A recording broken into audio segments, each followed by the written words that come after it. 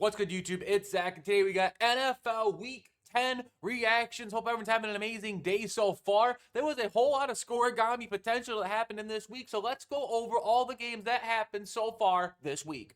Jesus, Mary, and Joseph, starting things off with the absolute masterclass on Thursday Night Football, an AFC West showdown between the Las Vegas Raiders and the Denver Broncos. You can make a case that the Denver Broncos are the worst 8-2 team in NFL history. I mean, just look at these numbers here. Bo Nix, 16-28 for a $151 touchdown and 2 interceptions. Geno Smith, 16 for 26, 143 yards and 1 interception. If your name wasn't Ashton Jainty in this game for the Raiders, you absolutely got clogged up. Shout out to J.K. Dobbins, still be able to munch some yards through there. 18 carries for 77 yards. If your leading receiver in a game that you won is 1 reception for 43 yards, you've got some problems, but the Broncos still lead the AFC West while the Chiefs are still trying to find themselves and the Chargers exist, and then obviously the Raiders are the Raiders. And Raiders fans going forward, he might need a new quarterback, might need to go back to Oakland where there will be a fan base waiting to take you with open arms. Up next, we had an absolute thriller in Germany. We had the Atlanta Falcons taking on the Indianapolis Colts. The Falcons were in it to win it, but then in overtime, some very questionable play calling came down to the wire. As you can see, Bijan Robinson kind of got bottled up for 17 carries for 84 yards, even though it's slightly under 5 yards a carry. Michael Penix Jr. absolutely could not throw the football, going 12 of 28 for 177 yards. Again, if your name wasn't Drake London, you struggled in this game. For the Colts, Daniel Jones still deciding to complete almost 70% of his passes, had one really bad interception in this one, threw for 255 yards and 1 score. And then Jonathan Taylor pulling out the hat trick, I think for the 3rd or 4th time this season, 32 carries for 244 yards, 3 touchdowns. Give this guy MVP right now. Then you had Tyler Warren ruining some parlays, going 8 catches for 99 yards. The Colts are 100% legit. They might come out of the AFC. I mean, teams like the Broncos for some reason are 8-2, and the Patriots. I do believe we'll have a Colts and Patriots AFC championship game. And as for the Falcons, you guys might have screwed up the Michael Penix Jr. pick. Up next, we had a game where I thought the final score would be 7-3, but we had the Cleveland Browns. We're the Cleveland Browns losing to the New Jersey Jets. I mean, I'm pretty sure a lot of people picked the Browns to win this game because the Jets did just get rid of their 2 best defensive players. No one decided to tell Breece Hall that. Justin Fields went 6 of 11. He went 6 of 11 for 54 yards and 1 score. Breece Hall had 21 carries for 83 yards, but had an amazing catch for 42 yards. That's 42 of the 54 from Justin Fields. The special teams, a punt return touchdown and a kickoff return touchdown for the Jets. The Browns, Quinshon Judkins going 22 carries for 75 yards. Jerry Jeudy's ended up having 6 big catches in this one. Dylan Gabriel struggled against the Jets defense, who didn't even have a defense if you ask most casual NFL fans. Jets were able to get a win, ruin their draft positioning, and I mean, the Browns move ahead of the Jets in the draft order now. They might go quarterback again, maybe seeing Shedeur Sanders sooner rather than later. Jets, way to get a win. Up next, we had the New Orleans Saints getting a sneaky win over the Carolina Panthers. This was the game for the Panthers to show that they will not fall for the trap, and let me tell you, they fell in it face first. Tyler Schlott going 19-27, 282 yards and 2 touchdowns. Alvin Kamara doing his usual under 4 yards a carry looking self. Chris Olave went 5 receptions for a $104 and a score. Bryce Young, again, can't really ever seem to throw over 150 passing yards, had 124 yards and an interception. Rico Dowdle was contained pretty well, 18 carries for 53 yards and a score. And then the rookie, Tyrone McMillan, if there wasn't Emeka Egbuka, probably wouldn't win Offensive Rookie of the Year. And Tyler Warren, can't forget about Tyler Warren as well in Indianapolis. Panthers, absolutely disgraceful. I freaking got this pick wrong in the Pick'em League. I have to hear from Cringy on Wednesday. It's going to be absolutely diabolical. Saints getting the big win there, and the Panthers might be falling further and further out of the NFC wildcard playoff race. Up next, we had the game of the week where the New England Patriots were able to go into Tampa Bay fresh off of a bye week and beat the Tampa Bay Buccaneers. Drake May only completing around 50% of his passes, but still went for 270 yards and 2 scores. TreVeyon Henderson tore the Buccaneers a new one. I believe he got injured in this game. Hopefully he's going to be okay.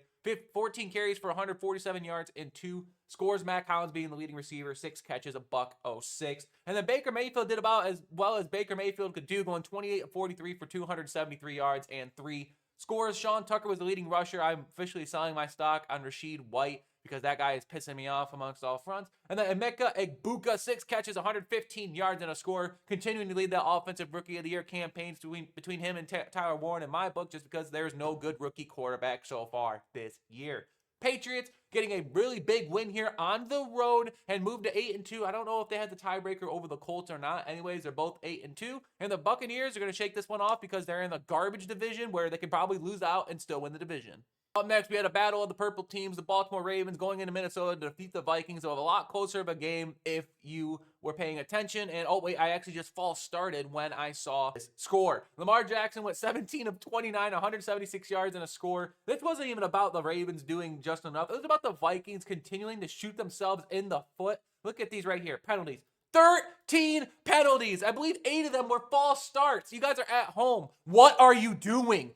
You ruined a pretty decent J.J. McCarthy game. I think, yeah, 20 of 42. I mean, it's under 50% of his passes, but the counting stats at least look okay. He cannot be our leading rusher. Not sure what Aaron Jones and Jordan Mason are doing. Shout out to Jalen Naylor for literally having exactly half of the passing yards from J.J. McCarthy. 5 catches, a $124, and a score. Dude, the Vikings, you guys had this one. If you wanted to be taken seriously, you needed to win this game. 13 penalties is not going to get the job done. The defense did more than enough. Again, J.J. McCarthy, bad interceptions, bad penalties, bad everything. Vikings just keep developing J.J. McCarthy. Ravens are trying to make their way back to the top of the AFC North because the Steelers, who we'll talk about in a bit, are struggling. Oh my goodness, dude. This game, freaking easy pick'em. Okay, I'm done making easy pick'ems, dude. And the Buffalo Bills get absolutely mollywopped from the Miami Dolphins to a score of 30-13. Josh Allen could not get anything going pretty much the whole day. Same thing with James Cook. Costly fumbles in this game. I believe they had 2 or 3 turnovers. I mean, 1 interception. It doesn't say fumbles on here for some reason. I know Cook and Josh Allen each had at least 1 fumble. Tua turned the ball over, made an appearance, 173 yards, 2 scores, but 2 interceptions. Shout out to Devon Achane, 22 carries for a $174 and 2 scores. Jalen Waddle proved that he is, not really tradable. 5 catches, 84 yards, and a score. Dolphins, I mean, your season's still over. You guys are 3-7. You're going to have to win out and get some help. It's kind of like the Cincinnati Bengals of last year. Bills are, I mean, the division's not up for grabs. Maybe even making the playoffs is going to be questionable because the AFC West, having the Broncos, the Chargers, and the Chiefs probably all going to make it. You guys are going to have to start doing something here. Good win for Miami, though. Up next, we had the weekly heartbreak that is the New Jersey Giants falling short to the Chicago Bears literally at the final seconds.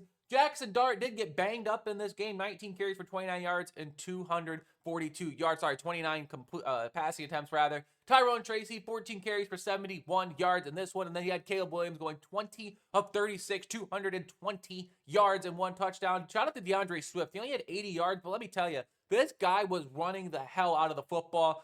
Same thing with Kyle Monangai. It's kind of a normal thing now. As long as the Bears can get the running game going, they're going to win a lot of football games. And shout out to Rome Odunze after going 0 catches for 0 yards last week in fantasy. Finally showed up again. I decided to start him. Bears getting a much-needed win. They're keeping pace. I believe they're leading the NFC North right now, or right behind the Packers. And then, the Giants getting a much-needed loss to improve their draft position.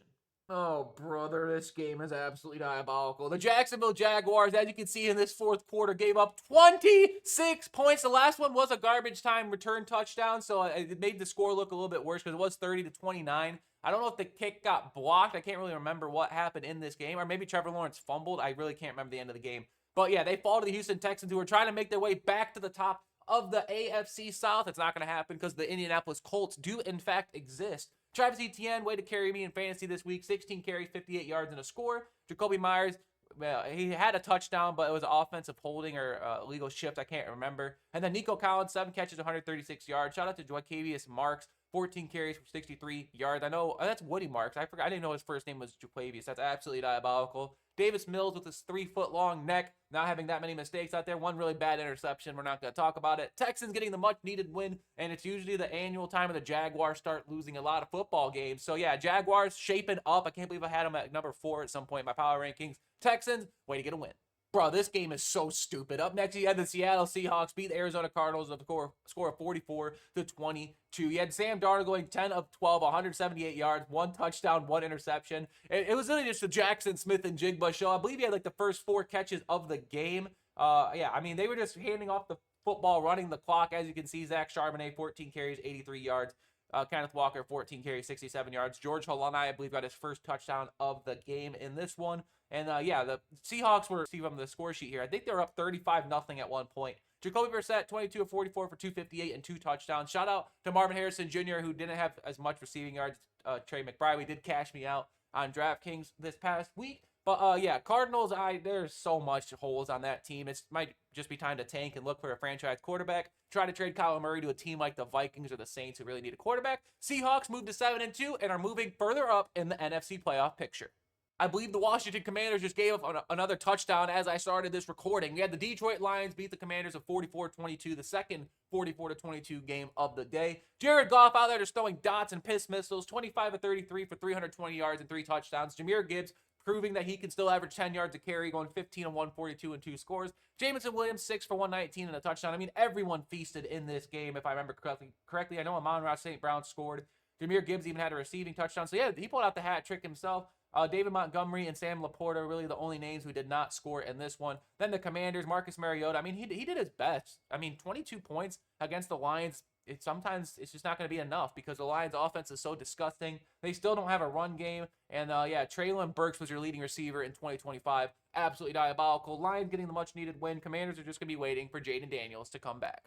Up next, we had our weekly dosage of Matthew Stafford going for 4 touchdowns. The Rams, in a scoregami effort, beat the 49ers 42-26. As I said, Matthew Stafford, 24-36 for 280 yards and 4 touchdowns. Kyron Williams going 14 carries, 73 yards and 2 touchdowns. Thank you for that. Devontae Adams having a score in this one. Puka Nacua scored. He did. Kobe Parkinson and then Davis Allen, the other notable people to get touchdowns. And then for the 49ers, Mac Jones, I mean, he didn't really throw any incompletions, going 33 of 39 for 319 yards and 3 touchdowns. Christian McCaffrey was bottled up during the ground game, but kind of made up for it in the receiving effort.